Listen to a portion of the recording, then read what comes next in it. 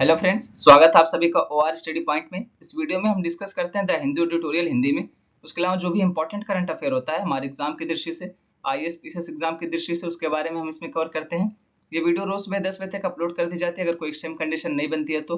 और यहाँ पे सिर्फ करंट अफेयर नहीं कवर किया जाता है, करंट प्लस स्टैटिक दोनों मिला के कवर किया जाता है, ताकि अगर हमारे एग्जाम में कोई क्वेश्चन आता है तो छूटने ना पाए।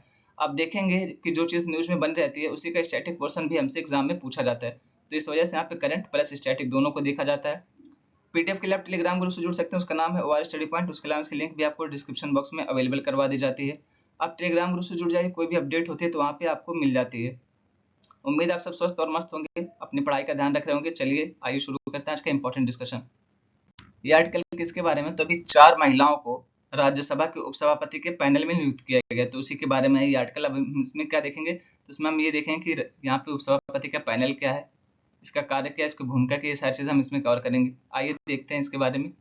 आप देखेंगे जो हमारा संसद है या पार्लियामेंट है उसके 3 भाग होते हैं। कौन, तो पहला हो गया लोकसभा, दूसरा कौन हो गया, ये हो गया राज्यसभा, उसके बाद कौन हो गया, ये हो गया राष्ट्रपति। तो आप यहाँ पे देख सकते हैं कि 3 भाग होते हैं। प्रेसिडेंट को आपको भूलने जाना है, राष्ट्रपति भी इसके भाग होते हैं। यहाँ पे आप देखेंगे जो लोकसभा होती है उसको निम्न सदन, राज्यसभा को उच्च सदन कहा जाता है। अब यहाँ पे राज्यसभा में जो होता है एक सभापति होता है और एक उपसभापति होता है। तो यहाँ पे सभापति बनने के लिए आपको कुछ और नहीं करना, आपको क्या करना है, आपको सिर्फ उपराष्ट्रपति का चुनाव लड़ना है, उपराष्ट्रपति बन जाना है। यानी अगर आप उपराष्ट्रपति बन जाते हैं तो राज्यसभा के सभापति की पोस्ट आपको ऐसे ही मिल जाती है, स्वतः ही मिल जाती है। तो यहाँ पे उपराष्ट्रपति कौन है इस समय, वो है हमारे जगदीप धनखड़ साहब। और यही कौन है, तो यही होंगे राज्यसभा के सभापति। इन्होंने अभी क्या किया है, तो इन्होंने अभी ये किया है कि 4 महिलाओं को राज्यसभा के उपाध्यक्षों के पैनल में नियुक्त किया है। तो अब ये 4 महिलाएं कौन कौन सी है, तो ये होगी पीटी उषा, फांगनून कोन्याक, फौजिया खान और सुलता देव। और यहाँ पे आप ये देखें जो फांगनून कोन्याक है ये नागालैंड से राज्यसभा में आने वाली पहली महिला है, तो इसको भी आप ध्यान में रखेंगे। इस तरीके के एग्जाम्पल आप चाहें तो अपने आंसर राइटिंग में कोट कर सकते हैं। अब उपाध्यक्षों का पैनल क्या है, तो राज्यसभा में उपाध्यक्षों के पैनल का नेतृत्व कौन करता है, उपसभापति करता है। सदस्यों को राज्यसभा के सदस्यों में से सभापति द्वारा मनोनीत किया जाता है। यानी इनको जो हेड करता है वो कौन करता है, उपसभापति इनको हेड करता है। लेकिन इनका जो है मनोनयन कौन करता है, इनको मनोनीत कौन करता है, अपॉइंट कौन करता है, तो ये करता है सभापति। इसको आप ध्यान में रखेंगे। इसकी भूमिका क्या, तो विधेयकों को पारित करने और सरकार के प्रभावी कामकाज को सुनिश्चित करने में सहायता करना। अब हम यहाँ पे देखेंगे उपाध्यक्षों का पैनल क्या होता है। तो यहाँ पे पहला इंपॉर्टेंट पॉइंट यही है कि राज्यसभा के नियमों के तहत, यानी यहाँ पे संविधान का जिक्र नहीं हो रहा है, यानी संविधान के तहत ये काम नहीं हो रहा है। किसके तहत हो रहा है, तो राज्यसभा के नियमों के तहत। सभापति क्या करता है, तो सदस्यों में से उपसभापतियों का एक पैनल नामित करता है। इनमें से कोई भी सभापति या उपसभापति की अनुपस्थिति में सदन की अध्यक्षता कर सकता है। अब देखिए यहाँ पे मुद्दा क्या है, मान लीजिए सभापति हैं, ये कौन है, तो ये जगदीप धनखड़ साहब। अब जरूरी नहीं कि हमेशा जब भी सदन की बैठक हो तो अवेलेबल नहीं हो सकता है कि किसी दिन अवेलेबल ना हो, या इनकी तबीयत खराब है, कोई और दिक्कत हो और ये ना आ पाए, तो अब उस समय यहाँ पे सदन की अध्यक्षता कौन करेगा, इसके लिए ये पैनल बनाया जाता है। तो यहाँ पे अगर यहाँ पे सभापति नहीं है तो उपसभापति करेंगे, उपसभापति नहीं है तो ये जो पैनल बना है उनमें से कोई एक इसकी अध्यक्षता करेगा, इसके लिए पैनल बनाया जाता है। अध्यक्षता करते समय उसके पास अध्यक्ष के सामान्य शक्तियां होंगी। अब जाहिर सी बात है अगर आपको कोई पोस्ट दी जा रही है तो उसकी शक्तियां भी आपको दी जाएंगी, नहीं तो पोस्ट देने का मतलब ही क्या है। तो इसी तरीके से ये बताया कि अगर कोई अध्यक्षता करता है तो उसके पास अध्यक्ष के सामान्य शक्तियां होंगी। उपाध्यक्षों का नया पैनल नामांकित होने तक वह पद पर बना रहता है, यानी जब तक नए सदस्यों को उपाध्यक्ष के पैनल में नहीं डाला जाता, जब तक उनका मनोनयन नहीं होता, तब तक यही लोग इस पद पर बने रहते हैं। जब उपाध्यक्षों के पैनल का कोई सदस्य भी उपस्थित नहीं होता तो सदन द्वारा निर्धारित कोई अन्य व्यक्ति अध्यक्ष के रूप में कार्य करता है। यानी अगर इनमें से जो ये 4 लोग अभी मनोनीत, अगर इनमें से भी कोई अवेलेबल नहीं रहेगा तो क्या होगा, तो सदन अपने में से, यानी जो वहाँ लोग उपस्थित हैं उनमें से किसी एक को चुनेगा और फिर वो इसकी अध्यक्षता करेगा। और जब वो अध्यक्षता करेगा तो उसके पास भी अध्यक्ष की सामान्य शक्ति होंगी, ये आपको याद ध्यान रखना है। यहाँ इस बात पर जोर दिया जाना चाहिए कि सभापति या उपसभापति का पद खाली होने पर उपसभापति के पैनल का कोई सदस्य सदन की अध्यक्षता नहीं कर सकता। यानी अनुपस्थित होने पे तो कर सकते, लेकिन अगर वहां पे वैकेंसी जो है वो खाली है, यहाँ पे इनका भी चुनाव नहीं हुआ है कि सभापति कौन रहेंगे उपसभापति कौन रहेंगे, तो आप यहाँ पे उपाध्यक्षों का पैनल इसकी अध्यक्षता नहीं कर सकते। ये ध्यान रखने वाली बात है। ऐसे समय के दौरान सभापति के कर्तव्यों का पालन सदन के ऐसे सदस्यों द्वारा किया जाना चाहिए जिसे राष्ट्रपति इस उद्देश्य के लिए नियुक्त करता है। यानी जब यहाँ पे चुनाव नहीं हुआ है इस पोस्ट के लिए तो क्या होता है, तो यहाँ पे राष्ट्रपति जिसको कहेगा वो इसकी अध्यक्षता करेगा। रिक्त पदों को भरने के लिए यथाशीघ्र चुनाव कराए जाए। तब हम यहाँ पे देखते हैं कि इनकी कार्य एवं भूमिका क्या है। तो पहला कार्य है कि सभापति की सहायता करते हैं। कैसे, तो यहाँ पे सदन के दौरान क्या होता है, शिष्टाचार बनाए रखते हैं। उसके अलावा ये सुनिश्चित करने में मदद करते हैं कि संसदीय कार्यवाही सुचारू रूप से चल सके। उसके अलावा सत्रों की अध्यक्षता करना। जब राज्यसभा के सभापति जो भारत के उपराष्ट्रपति भी हैं की अनुपस्थिति में उपाध्यक्षों में से एक, आमतौर पर उपसभापति, सत्रों की अध्यक्षता करता है और सभापति की शक्तियों और कार्यों का प्रयोग करता है। समितियों की अध्यक्षता करना, कानून, प्रशासन या अन्य मुद्दों से संबंधित विशिष्ट मामलों की देखरेख के लिए विभिन्न संसदीय समितियों की अध्यक्षता के लिए उपाध्यक्षों को भी नियुक्त किया जा सकता है। यानी कोई समिति बन रही है, किससे जुड़ी हो, तो कानून प्रशासन से जुड़ी हो या अन्य कोई मुद्दा हो, तो उसमें क्या किया जा सकता है, तो ये जो पैनल के लोग हैं इनको भी अध्यक्ष के रूप में वहां पे बताया जा सकता है, उनको बनाया जा सकता है। ये आर्टिकल किसके बारे में, तो आर्टिकल है गिग वर्कर्स के बारे में। अभी हुआ क्या है, देखिए न्यूज में क्यों बना है, तो हाल ही में राजस्थान सरकार ने क्या किया है, गिग वर्कर्स जो है उनके लिए सामाजिक सुरक्षा के लिए एक कानून पारित किया है, तो इसी वजह से न्यूज में आ गया है। और ये ऐसा करने वाला राजस्थान कौन सा है, तो पहला राज्य बन गया है ऐसा करने वाला। और उसके अलावा आप देखेंगे कि इसमें गिग वर्कर्स क्या होते हैं, गिग इकोनॉमी क्या है, ये सारी चीजें हम यहाँ पे डिस्कस करेंगे। अब हम यहाँ पे जानते हैं गिग अर्थव्यवस्था के बारे में या गिग इकोनॉमी के बारे में। तो इस शब्द की उत्पत्ति कहाँ से हुई है, शब्द कहाँ से पैदा हुआ है, तो यहाँ पे आप देखेंगे कि शब्द की उत्पत्ति क्या हुई है, जैज संगीतकारों से हुई है जो पूर्व निर्धारित शुल्क के लिए गिग्स नामक कम समय आधारित प्रदर्शन करते हैं। यानी यहाँ पे आप देखेंगे जैज संगीतकार जो थे वो क्या करते थे, तो कम समय का प्रदर्शन करते थे और इसको ही गिग्स कहा जाता था। अब यहीं से शब्द निकल करके आया, तो कुछ कुछ आपको क्लियर हो रहा होगा कि गिग्स का मतलब क्या है, गिग इकोनॉमी क्या है। देखिए यहाँ पे एक तरीके का ये क्या है, तो कॉन्ट्रैक्ट है। कैसे, आप ये देखेंगे ओला हो गया, उबर हो गया, स्विगी हो गया, यहाँ पे होता क्या है कि कोई लोग अगर डिलीवरी कर रहे हैं, कैब है, तो वहाँ पे जब आप काम करेंगे तब आपको पेमेंट मिलेगा। ना आपका पेमेंट फिक्स है, ना आपके काम के घंटे फिक्स है, ना आपके काम का दिन फिक्स है। तो इसी तरीके से यही गिग इकोनॉमी है जो एक तरीके का कॉन्ट्रैक्ट वर्क है। यानी यहाँ पे आपको ना तो काम के घंटे फिक्स होंगे, ना आपको सैलरी फिक्स होगी, ना आपका दिन फिक्स होगा, कुछ नहीं, ना आपका समय फिक्स होगा। जब आप काम करना चाहे, आप रात में काम करना चाहे तो रात में करिए, दिन में करना चाहे तो दिन में करिए, सुबह करना चाहे तो सुबह करिए। आप जितना काम करेंगे आपको उसके बदले पेमेंट मिल जाएगी, फिर आप अपने रास्ते, वो अपने रास्ते। यहाँ पे कोई एक ऐप होगा, कोई वेबसाइट होगी, कोई प्लेटफॉर्म होगा जो आपको और जिसको जरूरत है उसको दोनों को जोड़ेगा। आप यहाँ पे अपना रजिस्टर कराएंगे, यहाँ पे जाएगा, आपको देखेगा कि हाँ ये मेरे जरूरत के हिसाब से ये बंदा अवेलेबल है, तो वो आपको रीच करेगा, अप्रोच करेगा। उसके अलावा फिर आप उसके काम करेंगे, वो उसके बदले आपको पेमेंट दे देगा। इसका कुछ प्रतिशत जो है वो ऐप को या कंपनी को जाता है और यही कंपनी के आय का स्रोत होता है। तो ये है गिग इकोनॉमी। अब हम यहाँ पे देखते हैं कि राजस्थान सरकार जो कानून लेके आया उसकी विशेषता क्या है, उसके महत्वपूर्ण बिंदु क्या है। तो इसमें पहला पॉइंट ये बताया जा रहा है, इस अधिनियम का नाम क्या है, उसको पहले देख लीजिए आप। राजस्थान प्लेटफॉर्म आधारित गिग वर्कर्स पंजीकरण और कल्याण अधिनियम 2023। अब इसमें पहले इंपॉर्टेंट पॉइंट क्या है, इसमें राजस्थान सरकार ने क्या किया, तो अपने अतीत से यहाँ पे सबक लिए। आप देखेंगे जो ब्रिटिश टाइम था वहाँ पे सैनिकों को कैसे रखा जाता था, तो वहां से इन्होंने सबक लेकर के इस कानून को बनाया ताकि इनकी सुरक्षा की जा सके। दूसरा पॉइंट क्या है, तो यहाँ पे इनकी समाज सुरक्षा पर केंद्रित किया गया ध्यान। उसके अलावा ये बताया जा रहा है कि निश्चित रूप से देश में पहला ऐसा कानून है जो इस तरीके का अपने आप में कानून है, देश में पहला है। उसके अलावा ये भी बताया कि शायद दुनिया में पहला गिग वर्कर विशिष्ट समाज सुरक्षा कानून है। यानी गिग वर्करों से जुड़ा, सामाजिक सुरक्षा जो होती है उनको उससे जुड़ा दुनिया का लगभग पहला कानून है, इसको कहा जा सकता है, जो कोई लेकर के आए। राज्य में संचालित सभी एग्रीगेटर्स को पंजीकृत होना होगा। उनके प्लेटफॉर्म पर मौजूद सभी श्रमिकों के बोर्ड को साथ में पंजीकृत होना चाहिए। एक कार्यकर्ता अपना डेटा और लेन देन देख सकता है। बोर्ड एक स्वतंत्र शिकायत निवारण तंत्र के रूप में कार्य कर सकता है। ये सारे इसके इंपॉर्टेंट पॉइंट है, ये जो लेकर के आ रहे हैं राजस्थान सरकार द्वारा कानून।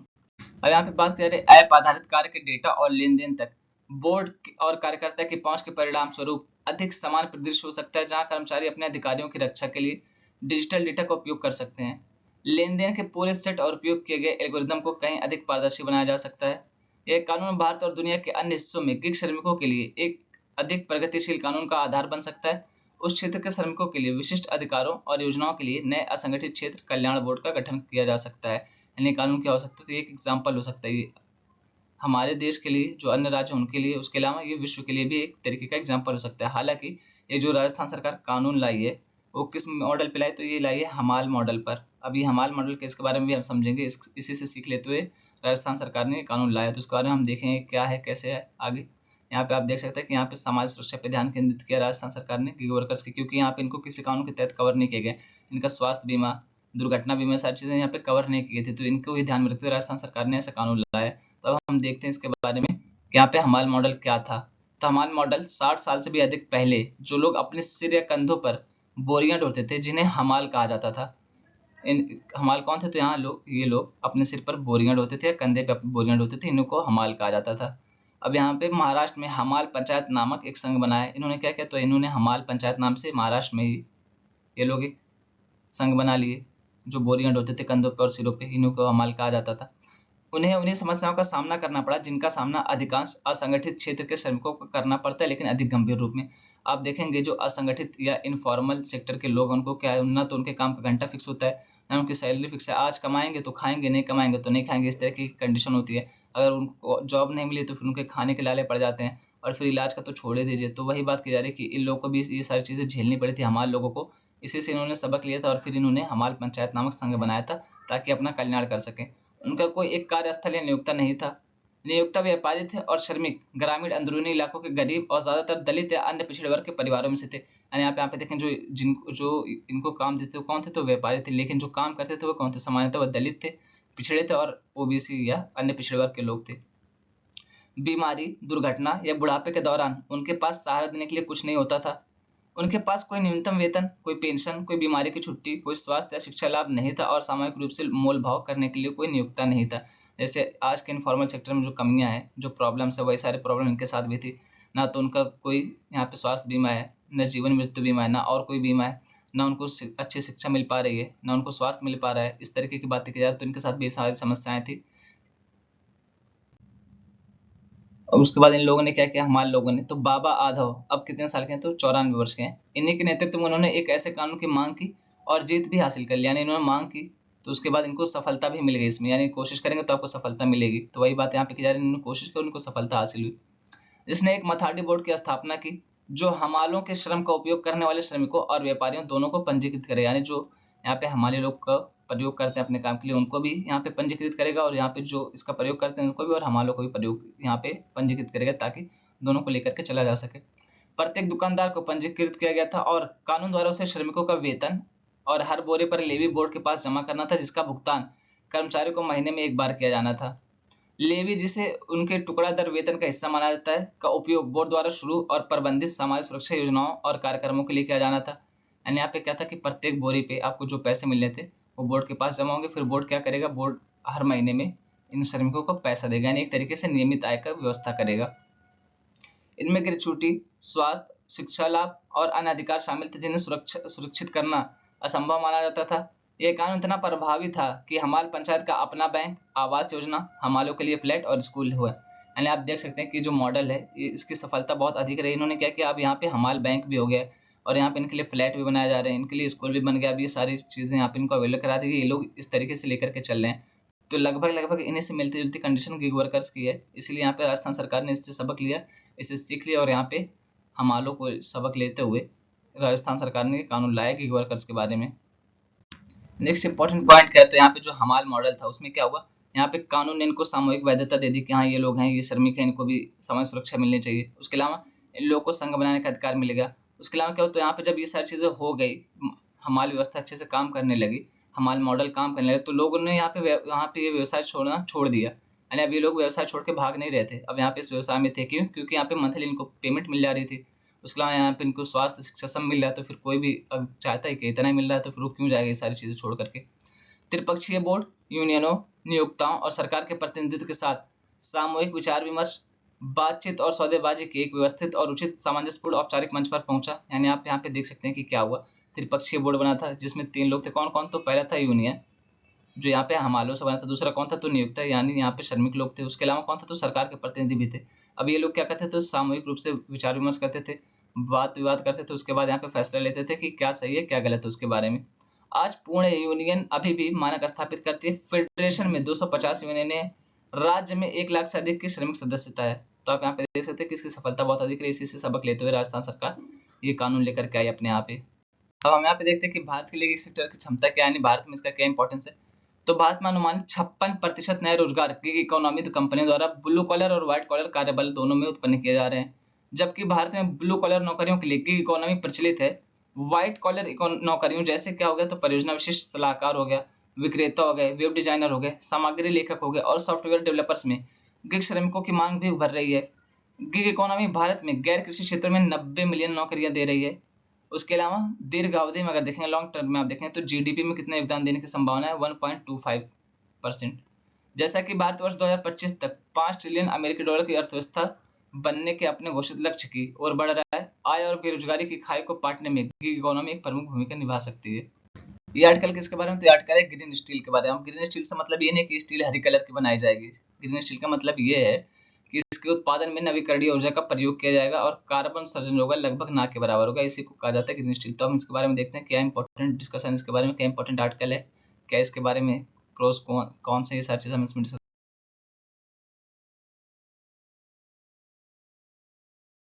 जीवाश्म ईंधन के उपयोग के बिना इस्पात का निर्माण करना है ग्रीन स्टील कहलाता है, तो इसको आप ध्यान में रखेंगे। यह हाइड्रोजन, कोयला गैसीकरण या बिजली जैसे निम्न कार्बन ऊर्जा स्रोतों का उपयोग करके किया जा सकता है। अंततः GHG ग्रीन हाउस गैसेस उत्सर्जन कम करता है, लागत में कटौती करता है, उसके अलावा स्टील की गुणवत्ता में सुधार करता है। निम्न कार्बन हाइड्रोजन, नीला हाइड्रोजन और हरा हाइड्रोजन। अब यहाँ पे नीला हाइड्रोजन से मतलब है कि जो समुद्रों से हाइड्रोजन निकाला जा सकता है, और हरा हाइड्रोजन से मतलब ये है कि H2O से जब जल निकालते हैं तो उसको हरा हाइड्रोजन कहा जाता है, ग्रीन हाइड्रोजन।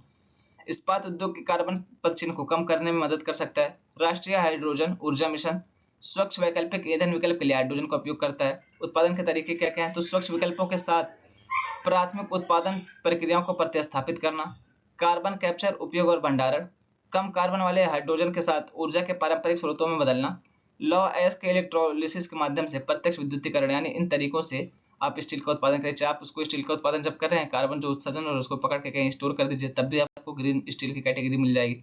इस तरीके से इनमें से कोई भी तरीका अगर आप अपनाते हैं तो उसको ग्रीन स्टील की कैटेगरी में रखा जाएगा। भारत में इस्पात उत्पादन की स्थिति क्या है, तो कच्चे इस्पात का दुनिया का दूसरा सबसे बड़ा उत्पादक कौन है, ये भारत है। 31 मार्च 2022 को समाप्त वित्तीय वर्ष के दौरान 120 मिलियन टन कच्चे इस्पात का उत्पादन हुआ था भारत में।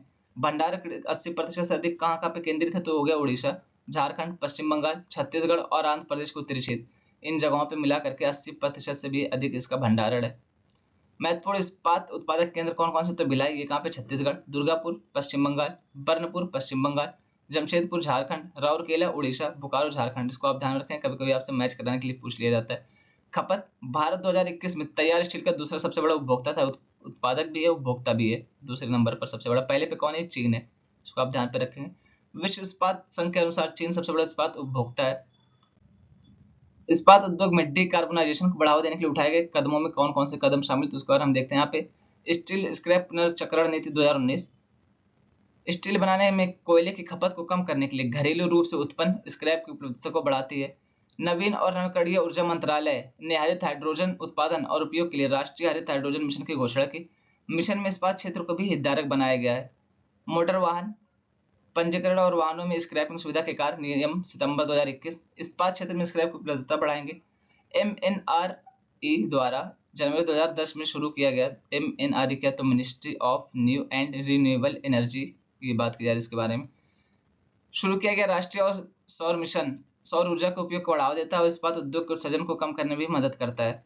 उन्नत ऊर्जा दक्षता के लिए राष्ट्रीय मिशन के तहत प्रदर्शन, उपलब्धि और व्यापार PAT performance, availability and trade योजना ऊर्जा खपत को कम करने के लिए इस्पात उद्योग को प्रोत्साहित करती है। जापान के New Energy and Industrial Technology Development Organization NEDO model projects for energy efficiency improvement को स्टील प्लांट्स में लागू किया गया है। ये एक मानक है जिसको स्टील प्लांट में लागू किया जाता है ताकि यहाँ पे ग्रीन स्टील हो सके या कार्बन उत्सर्जन जो कम से कम हो सके। अब यहाँ पे आप देख सकते हैं गुजरात में, यहाँ पे उसके अलावा कर्नाटक में क्या है, स्टील प्रोडक्शन है स्टेट वाइज कि कितना कितना टन स्टील उत्पादन हुआ है, मिलियन टन। तो आप यहाँ पे देख सकते हैं, वेस्ट बंगाल हो गया, झारखंड हो गया, ये सारी चीजें आप देख लेंगे PDF में। अब यहाँ पे बात की जा रही है 8 कोर इंडस्ट्रीज के बारे में, यानी 8 ऐसे उद्योग जिनके बिना कोई भी अर्थव्यवस्था चल नहीं सकती, उसके बारे में बात की जा रही है। जैसे आप देखेंगे कोयला हो गया, इसका वेटेज कितना है हमारे यहाँ पे IIP में। IIP क्या है, तो इंडेक्स फॉर इंडस्ट्रियल प्रोडक्शन, यानी औद्योगिक उत्पादन के लिए सूचकांक, कौन सा उद्योग कैसे प्रदर्शन कर रहा है उसके लिए यहाँ पे इसको देखा जाता है। तो आप यहाँ पे 8 कोर सेक्टर है हमारे यहाँ पे जिसको ध्यान में रखा जाता है। मतलब कोर सेक्टर ये चीजें हैं कि अगर ये नहीं चलेंगे, अगर ये नहीं होंगे या इनकी हालत गड़बड़ाएगी तो आपकी पूरी की पूरी अर्थव्यवस्था गड़बड़ हो जाएगी। इन्हीं को कोर सेक्टर कहा जाता है। तो ये आप इमेज के थ्रू देख सकते हैं। उसके अलावा यहाँ पे आपको परसेंटेज भी दिया गया है। जैसे पहला कहाँ है, तो पेट्रोलियम एंड रिफाइनरी प्रोडक्शन, इसका कितना वेटेज है, तो 28.04%। इलेक्ट्रिसिटी जनरेशन का कितना है, यानी विद्युत उत्पादन का कितना, तो 19.85%। स्टील का यानी इस्पात उत्पादन का कितना, तो 70.92%। कोल प्रोडक्शन का कितना, तो 10.33%। क्रूड ऑयल प्रोडक्शन का कितना, कच्चे तेल का, तो 8.98%। नेचुरल गैस का, प्राकृतिक गैस का कितना, तो 6.88%। सीमेंट प्रोडक्शन का कितना, तो 5.37%। और फर्टिलाइजर या उर्वरक का कितना, तो 2.63%। तो इसको आप ध्यान में रखेंगे। ये क्या है, तो IIP index for industrial production, औद्योगिक उत्पादन सूचकांक में इनका भार है। तो इसको आप ध्यान में रखेंगे। ये 8 कोर सेक्टर हैं जो किसी भी अर्थव्यवस्था के लिए बहुत महत्वपूर्ण माना जाता है। और इनमें से कोई एक भी गड़बड़ाता है तो अर्थव्यवस्था चरमरा जाती है, दिक्कत हो जाती है। तो इसी के बारे में यहाँ पे बात की जा रही है। अब यहाँ पे कुछ लौह इस्पात उत्पादन कारखाने जो महत्वपूर्ण उनके नाम दिए गए हैं, उनका स्थान, राज्य और ये विशेष उनके बारे में कोई विशेष महत्वपूर्ण बिंदु तो उसको तो यहाँ पे आप लोग देख लेंगे इसके बारे में। अब यहाँ पे किसके बारे में बात करें तो सेल्फ हेल्प ग्रुप या स्वयं सहायता समूह के बारे में बात की जा रही है। यानी यहाँ पे ये कहा जा रहा है कि महिलाओं द्वारा बनाया गया जो स्वयं सहायता समूह होता है वो जीडीपी में एक महत्वपूर्ण रोल निभा सकता है, महत्वपूर्ण भूमिका निभा सकता है। तो इसके बारे में हम देखेंगे स्वयं सहायता समूह क्या होता है, ये क्या रोल निभा सकता है, इसकी कमियां क्या है, सीमाएं क्या है, ये सारी चीजें हम इसमें डिस्कस करने वाले हैं। स्वयं सहायता समूह क्या होता है तो स्वयं सहायता समूह किसी सामाजिक या आर्थिक उद्देश्य के लिए किसी इलाके में बनाए गए 10 से 20 लोगों के समूह होते हैं। कितने तो 10 से 20 लोगों के। कौन कौन से उद्देश्य के हो सकते हैं तो आर्थिक यानी कि इकोनॉमिकल, उसके अलावा सोशल यानी सामाजिक, दोनों तरीके के यहाँ पे उद्देश्य हो सकते हैं। अधिकांश स्वयं सहायता समूह अपने सदस्यों के बीच बेहतर वित्तीय सुरक्षा के उद्देश्य से बनाए जाते हैं। एसएचजी पंजीकरण के साथ या उसके बिना भी अस्तित्व में रह सकते हैं। तो यहाँ पे ये इंपॉर्टेंट पॉइंट है कि या तो आप इनका पंजीकरण कराएं सेल्फ हेल्प ग्रुप का, या नहीं भी करा रहे हैं तब भी ये अस्तित्व में रह सकते हैं, कोई बहुत बड़ी बात नहीं है। इनकी उत्पत्ति कहाँ से तो भारतीय माइक्रो फाइनेंस मॉडल से हुई। 1992 में नाबार्ड और बीआई के दिशा निर्देशों के तहत पेश किए गए थे इनको। एसएचजी उद्यम का एक रूप है। ये सामूहिक बैंकों की भूमिका निभाते हैं। वे सदस्यों से बचत जुटाते हैं और डेबिट और क्रेडिट दोनों कार्य करते हैं। यानी यहाँ पे जो 10 से 20 लोग हैं यहाँ पे, तो ये क्या करते हैं, इनसे कुछ कुछ पैसे लेते हैं। मान लीजिए लोग 100 रुपए कमा रहे हैं तो ये क्या करेंगे, 2-2 रुपए सब इकट्ठा करेंगे। उसके बाद क्या करेंगे तो ये लोग ऋण देंगे। अब ऋण से जो ब्याज प्राप्त होगा उसको सब लोग बांट लेंगे, जिस अनुपात में पैसा दे रहे हैं, कोई 2 रुपए दे रहा है, कोई 5 दे रहा है, कोई 10 दे रहा है, तो इसी अनुपात में ये अपना लाभ भी बांट लेते हैं। और यहाँ पे क्या, तो यहाँ पे डेबिट और क्रेडिट दोनों सुविधाएं देते हैं, यानी ऋण भी देते हैं और वहाँ पे आपको ऐसे सामान्य पैसा भी देते हैं। बाय ऋण के लिए एसएचजी बैंकों से जुड़ता है, अर्थात एसएचजी बैंक लिंकेज। अब एसएचजी कंपनियों से भी जुड़ते हैं, अर्थात एसएचजी कॉर्पोरेट संपर्क। यानी अगर इनको ये कहाँ से पैसा पाएंगे, अगर इनको बाय ऋण चाहिए तो ये क्या करेंगे, बैंकों से संपर्क करेंगे। उसके अलावा आप क्या करते हैं, अभी कंपनियों से भी पैसा लेते हैं। महिला स्वयं सहायता समूहों के लिए सरकार ब्याज सहायता योजना प्रदान कर रही है। एसएचजी का महत्व सामूहिक प्रदर्शन के माध्यम से गरीबों की आय में वृद्धि करना है। अब हम यहाँ पे देखेंगे भारत में स्वयं सहायता समूह संबंधी आंकड़े क्या है कुछ। तो भारत में सक्रिय बैंक लिंकेज वाले लगभग 1 करोड़ एसएचजी या सेल्फ हेल्प ग्रुप है, स्वयं सहायता समूह है। कितना तो लगभग 1 करोड़। भारत के 10 करोड़ लोगों की भागीदारी है। कितने करोड़ तो 10 करोड़ लोग इसमें भाग लेते हैं। कुल बैंक बैलेंस कितना है तो लगभग 7,000 करोड़ के आसपास इनका कुल बैंक बैलेंस है सेल्फ हेल्प ग्रुप का। भारत में 90% स्वयं सहायता समूहों में केवल महिलाएं शामिल। तो यहाँ पे ये इंपॉर्टेंट पॉइंट है, महिला सशक्तिकरण के लिए ये बहुत महत्वपूर्ण रोल प्ले करता है। तो इसको देखेंगे हम आगे, क्वेश्चन भी उसके बारे में अभी हम डिस्कस करेंगे। तो यहाँ पे आप देख सकते हैं इस तरह के कुछ इंपॉर्टेंट पॉइंट आपको मिलते हैं, कोई डेटा मिलते तो आप उसको नोट करके रख लीजिए। स्वयं सहायता समूह की भूमिका क्या है तो गरीबों के लिए आय सृजन, गरीबों के लिए बैंकों तक पहुंच, उसके अलावा वित्तीय समावेशन, उसके अलावा दहेज, शराबखोरी आदि के विरुद्ध, ग्राम पंचायतों में एक दबाव समूह, सीमांत वर्गों का सामाजिक उत्थान और महिला उत्थान। तो आप यहाँ पे सारे पॉइंट देख सकते हैं जो इसके फायदे हैं स्वयं सहायता समूह के। आप देखें कि इनमें खास करके महिलाएं होती है, जैसे आप यहाँ पे आंकड़ा देख सकते हैं कि 90% महिलाएं शामिल है इसमें। जिससे क्या होता है, महिलाओं की समाज सुरक्षा भी बढ़ती है, फिर उनकी भागीदारी भी बढ़ती है, जीडीपी में भी वो लोग योगदान देते हैं। इस तरीके की बात की जा रही है। और गरीबों के लिए आय सृजन का एक स्रोत होगा। मान लीजिए आप 100 रुपये कमा रहे हैं, 10 रुपये यहाँ पे आप लगा दिए, आपको बहुत ज्यादा दौड़ भाग तो करने नहीं, एक संघ है वो आपका इन्वेस्ट कर ही रहा है, ऋण दे रहा है, फिर आपका जो भी पैसा बनेगा वो आपको यहाँ पे मिल जाएगा। अब एसएचजी या सेल्फ हेल्प ग्रुप के लाभ क्या है और इसकी सीमाएं क्या, हम ये दोनों देखेंगे। सामाजिक कुरीतियों से लड़ना, महिला सशक्तिकरण, लोकतंत्र में सक्रिय भागीदारी, ग्रामीण भारत में रोजगार के अवसर बढ़ाता है, उसके अलावा सरकारी योजनाओं तक पहुंच आसान करता है, जीवन स्तर में सुधार होता है और वित्तीय अनुशासन, ये सारे इसके फायदे हैं। इस तरीके से आप अपने आंसर राइटिंग में इनको इंक्लूड कर सकते हैं। आप देखें कि इसमें क्या होता है, महिलाओं की भागीदारी होती है, उसके अलावा फिर जब महिलाओं की भागीदारी हो रही है फिर कहाँ पे काम करता है तो स्थानीय स्तर पर काम करता है। इस तरीके से लोकतंत्र में भी भागीदारी इसकी बढ़ती है। अब इसकी सीमाएं क्या है तो सरकार और गैर सरकारी संगठनों पर बहुत अधिक निर्भरता है। यानी यहाँ पे किसके ऊपर ज्यादा डिपेंड है तो ये सरकार के ऊपर डिपेंड है, उसके अलावा एनजीओ पे डिपेंड है। अब देख, अब जैसा भी मैंने बताया कि डायरेक्टली कहाँ पे तो बैंक पे डिपेंड रहता है। योग्य सुविधा प्रदाता का अभाव है, यानी यहाँ पे विशेषज्ञ लोग तो होते नहीं, गांव के लोग ही होते हैं। अब उनको हो सकता है कि उसमें से कुछ विशेषज्ञ हो, लेकिन सामान्यतः विशेषज्ञ लोग होते नहीं है। कौशल उन्नयन का अभाव, यानी यहाँ पे स्किल जो चाहिए जिस लेवल की, उस लेवल की स्किल भी नहीं मिल पाती है। आप देखेंगे वैसे भी गांव में सीमित संसाधन, तो उनको कहाँ से कितने लेवल की स्किल आप प्रोवाइड करवा देंगे। एसएचजी गैर पेशेवरों द्वारा चलाए जाते हैं। सुरक्षा का अभाव और कमजोर वित्तीय प्रबंधन, कच्चे माल से संबंधित समस्याएं, बाजार तक पहुंचे, सारी इसकी सीमाएं हैं। महिला सशक्तिकरण में सेल्फ हेल्प ग्रुप्स की भूमिका क्या है, स्वयं सहायता समूह की भूमिका, तो हम उसको देखते हैं। स्वयं सहायता समूह आंदोलन ग्रामीण क्षेत्रों में महिला लचीलेपन और उद्यमिता के सबसे शक्तिशाली इनक्यूबेटरों में से एक है। यह गांवों में लिंग के सामाजिक ढांचे को बदलने का एक शक्तिशाली माध्यम है। ग्रामीण क्षेत्रों में महिलाएं अब आय के स्वतंत्र स्रोत बनाने में सक्षम है, जबकि कई युवा अर्ध साक्षर महिलाएं थीं जिनके पास घरेलू कौशल था, पूंजी की अनुपस्थिति और प्रतिगामी सामाजिक मानदंड उन्हें किसी भी निर्णय लेने की भूमिका में पूरी तरह से उतरने और अपना स्वतंत्र व्यवसाय स्थापित करने से रोकते थे। महिलाएं व्यवसाय संवाददाता, बैंक सखी, किसान सखी और पशु सखी के रूप में कई क्षेत्रों में काम कर रहे हैं। तो यहाँ पे अब देखिए मुद्दा क्या है। सब देखेंगे ग्रामीण क्षेत्रों में क्या होता है, बहुत सारे लोग अब यहाँ पे शहर में तो भेज नहीं देंगे कि जाइए अब काम करिए अपने घर की बेटियों को या बहनों को या माओ को, किसी को भी। तो वहाँ पे मुद्दा क्या निकलता है कि शहरों में नहीं भेजते। फिर यहाँ पे जब गाँव में सेल्फ हेल्प ग्रुप काम कर रहे हैं तो यहाँ पे क्या होगा, इसमें ये शामिल हो सकते हैं। गांव के लोग हैं, गांव में कोई खतरा नहीं है, यानी सब जान पहचान वाले, तो कोई इशू नहीं है। आप चाहो यहाँ पे फिर देर रात तक काम भी नहीं करना है। इस तरीके से सामाजिक सुरक्षा महिलाओं को मिलती है। और फिर जब वहाँ पे कुछ आर्थिक चीज़ें कमाने लगती हैं, पैसे कमाने लगती हैं महिलाएं, तो उनका सशक्तिकरण भी होता है, जीडीपी में भी योगदान करती हैं, अपने समाज में योगदान करती हैं। इस तरीके से बहुत सारे पॉइंट यहाँ पे बताया जा रहा है। अब यहाँ पे इसी से जुड़ा एक ई शक्ति कार्यक्रम है, इसके बारे में हम देखेंगे। ई शक्ति देश में सभी स्वयं सहायता समूहों के डिजिटलीकरण के लिए किसके द्वारा, तो नाबार्ड का एक कार्यक्रम, इसको आप ध्यान में रखेंगे, नाबार्ड के द्वारा शुरू किया गया था। यह परियोजना देश भर के 100 जिलों में क्रियान्वित की जा रही है। उद्देश्य क्या है इस परियोजना का, तो इस परियोजना का उद्देश्य एसएचजी सदस्यों को वित्तीय समावेशन के दायरे में लाने के लिए सभी एसएचजी खातों का डिजिटलीकरण करना है। सेल्फ हेल्प ग्रुप्स एसएचजी का इनका क्या है, सभी खातों का डिजिटलीकरण करना है, जिससे उन्हें वित्तीय सेवाओं को विस्तृत श्रृंखला तक पहुंचने में मदद मिलेगी। साथ ही क्रेडिट मूल्यांकन और लिंकेज में बैंकरों की सुविधा भी बढ़ेगी। एसएचजी सदस्यों को राष्ट्रीय वित्तीय समावेशन एजेंडे के साथ एकीकृत करना है। उपलब्ध तकनीक का उपयोग करके बैंकिंग सेवाओं की कुशल और परेशानी मुक्त डिलीवरी के लिए एसएचजी सदस्यों और बैंकों के बीच इंटरफेस की गुणवत्ता में सुधार करना। आधार से जुड़ी पहचान का उपयोग करके एसएचजी के साथ वितरण प्रणाली के अभिसरण की सुविधा प्रदान करना। ये सारे इसके उद्देश्य हैं इस शक्ति कार्यक्रम के। अब यहाँ पे ये यूपीएससी में पिछले वर्ष पूछा गया क्वेश्चन है, मतलब पीवाईक्यू मेंस में पूछा गया क्वेश्चन था। क्या है, तो स्वयं सहायता समूह एसएचजी ग्रामीण आत्मनिर्भरता के लिए रामबाण है। विकासात्मक गतिविधियों में एसएचजी की भूमिका की जांच करो। तो यहाँ पे हम लोगों ने इसके बारे में अच्छे से डिस्कस करा। यहाँ पे आप चाहे तो आंसर राइटिंग कर सकते हैं।